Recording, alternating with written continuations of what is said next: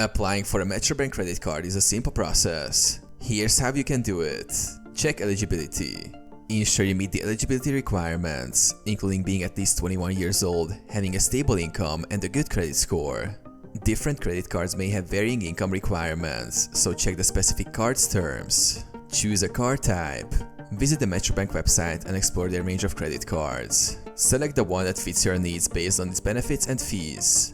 Prepare documents. Prepare necessary documents, including proof of income, valid ID, and address proof. If you're self-employed, you may need additional documents like business permits and tax returns.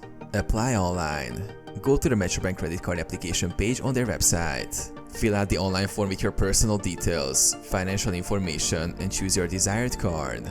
Upload the required documents for verification. Wait for approval. After submitting your application, Metrobank will review your details and documents. If approved, you will receive your credit card in the mail.